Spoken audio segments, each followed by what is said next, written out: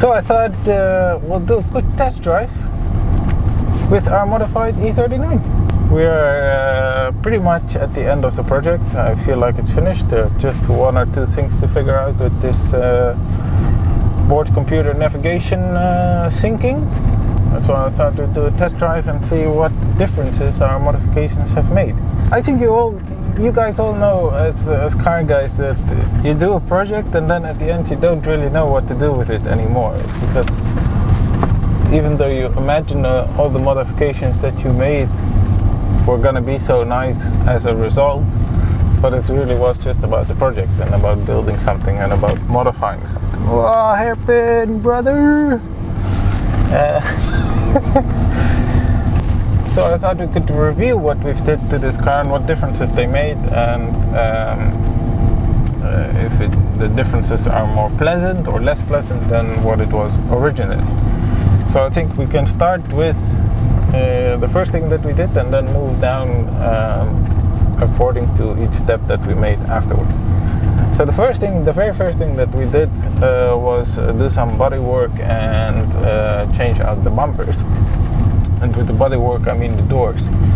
And as one or two people have pointed out, it was not the most professional way to do it.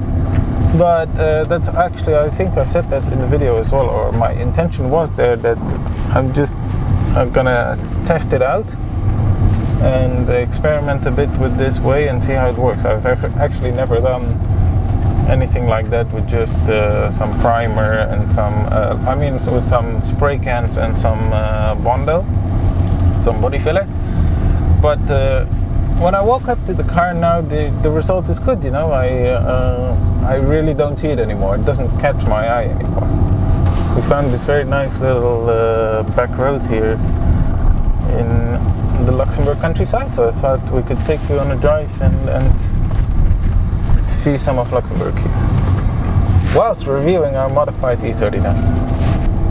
And the bumpers make a big difference. The car has a much more aggressive look and it really has this nice stance, a nice presence on the road. When you see it parked, for example, it really looks evil and it looks like the car was designed to be this way and not with the original bumper. So that's a big improvement. One thing maybe that's missing from the body work and the bumpers and that part of the modifications is a front spoiler lip. We did play around with a few versions. We also made one ourselves. I think it was shortly viewable in some of the footage. The one that we made ourselves was actually catching on too many bumps. It was a bit too extended. And the other ones, yeah, they were not the best quality, let's put it like that. They didn't stay attached correctly. Yeah, that's what it is. I think that bit is missing maybe, but for the rest the car looks a lot nicer. Good presence. The xenon light conversion facelift headlights with quad projector mod. This I think makes the car look 10 times better from a lights perspective, and maybe in general as well. It looks so much more modern and really looks like a car that was taken from its age 10-20 years in the future. The quad projector conversion, however, although it looks great, I woke up to the car, it really looks nice. It's looking back at me with its four evil eyes, and I think it's a good improvement on the looks of the car. But functionality, yeah, it's a little thing to note. The xenon light output, so the normal main dipped output, is incredible compared to what was in here pre-facelift. It's really much sharper. I don't know if my lenses that I had on the old pre-facelift headlights were just worn out, or if they weren't in a good condition with the UV damage or something like that. They didn't really look like that, but could be. The facelift ones are incredible. Night driving is a real pleasure with the dipped beams. With the main beams that are now converted to projectors, yeah, it didn't really help with the light output. I think maybe what happened was that the bulbs are a bit too close to the projectors. and that's why it's a very concentrated. It's almost like you have two flashlights on the front, and they create this very highly concentrated light spot on the road instead of this nice wide lit up vision. But that's alright. They look great. I don't do a lot of my driving in unlit areas. I live in the city, and most roads I drive on when it's nighttime are therefore lit up. So it's for me, the loss of the light with the main beams is totally worth it for the look. So also what's really nice about the light that we changed or modified is that the more modern touches, they really they put a smile on my face. We have the license plate lights in the rear and angel lights in the front. You know, it's a bit more modern than what used to be on the car as a pre-facelift or as an E39 in general with those LED license plate lights. And it's nice. Sometimes I notice that when I have someone waiting in the car while I quickly up to the post office or something like that, then I left the lights on and I walk back to the car, and it's just great to see those little touches, those little modifications that make it set, or that set it apart. The wheels and suspension. Man, this car handles a lot nicer after the springs were changed for the lowering springs. First of all, the lowering springs are a bit less stiff than what was in here. The M Sport springs that were in here, they were a bit more stiff, and the car was a little bit more jumpy. Secondly, the car takes corners a lot nicer. I can carry higher cornering speeds in here and cruise at a little bit higher speed, or at a more smoother speed. I don't have to do the speeding up after a corner and then slowing down for the next. So that's a lot more balanced, and it's a lot nicer to drive. Nicer GT experience. With the lowering springs installed, the under tray that I added, there's a gearbox under tray, and I don't think that all E39s had it, but I added it. It does a little bit of noise cancellation, and that's nice on the highway. It does catch sometimes on the bigger bumps or roads that have this very curved section view, if you know what I mean. So the roads that are cambered off to both sides. If it's a narrow road, then it also catches in the middle a lot. That's the only negative thing that I have to say. But it's fully expected when you lower your car that you're going to hit more things with it. The tires though, the wheels and tires, they have been a bit of a headache. As you know, we've got them mid winter tires. They looked great and they really filled out the arches, but they did rub at some point, which I knew. I knew that these tires were too big for an E39. Although the rubbing was little, I then accordingly ordered a set of tires that were going to be a little bit smaller, like I said back then in the video, and they looked funny. The tires were too small for the wheels, and the tire size to tire gap ratio was not looking correct. So luckily the tire shop took those back, and we are still looking for a set that's going to be a nicer fitment.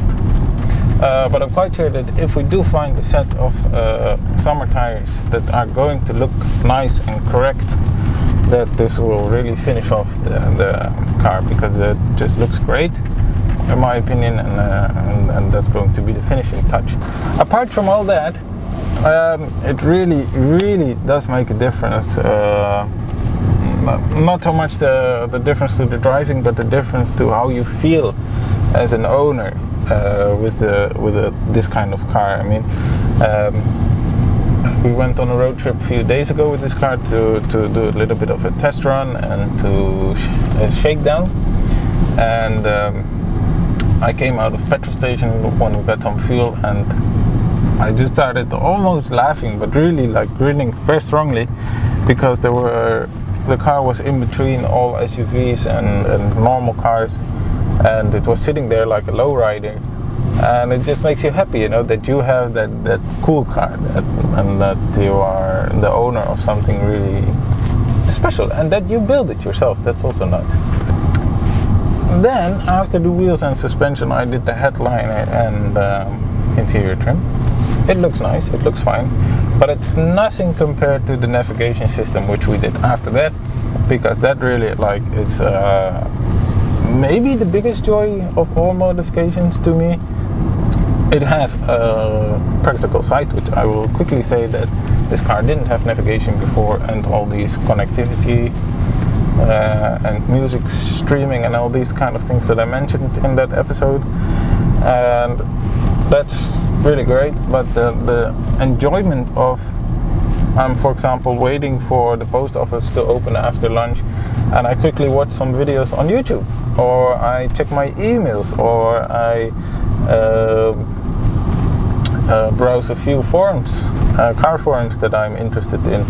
Things like that that are just not possible with the standard equipment. So that sounds weird that the navigation system, only such a small modification, is actually the biggest difference, but it's like it transforms the car when you're both driving, when you're standing, or when you get in, and your favorite music starts playing when you switch off the car, instead of just a radio or what you have on your tape, in your tape deck. That pretty much wraps it up. I think the car is finished. The car will probably, I'm not quite sure what to do with it, so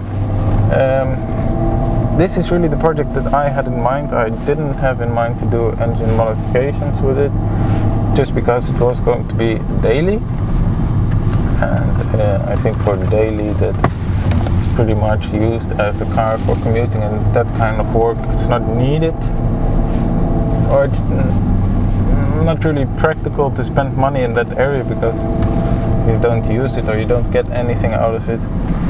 And for the rest, I'm not really sure, because that project is finished, and now my hands are already itching to do something again, you know. So maybe it's time to move on already and get this car sold and maybe get something else, or get a second car. Because also, even though it's such a comfortable car to drive and such a nice car to drive, as you can see, Luxembourg has quite a lot of nice back roads to enjoy, and for that purpose it's maybe not the best car. So maybe if I can get something that functions as a daily with all this comfort, but can also have a sporty side to it. Do you hear that? But I really enjoyed it, and it's been a good car to me. Like I said in one of the videos, I did have to replace a automatic gearbox cooler, the radiator for that. And that actually took 2 times, because I bought one second hand at first that broke immediately again, and then I bought a new part, then it was fixed, and I filled up the gearbox accordingly, which you have to do from the bottom in the E39. You have to actually go under the car and fill it like that, instead of topping up from your engine bay. So that's one thing that is stupid, but for the rest, it was a really good car to us at the office. Everyone enjoyed it, driving it. It's also a car that stood up against the test of time really well. They feel, I've driven several examples, and they feel solid, not aged and old. And I've had competitors to this car as well, like an E-Class, and well, not a direct competitor, but I had an A8 too, and they felt, I found nicest examples of those within my budget, but they didn't feel as nice as these. Have to be a bit careful here with the ride height. For the rest, they're going fine. I hope you enjoyed a quick review of the modifications that we made to our car. We certainly enjoyed making the modifications and enjoying the fruits of our labor. If you're wondering why I'm wearing a sweater in July in the sunshine, it's actually an only indicated 19 degrees, and I tend to be cold very quick. So my E39 sweater is helping me out there. Thank you very much for watching. I hope you stay in touch, and I wish you a very nice day. Bye bye.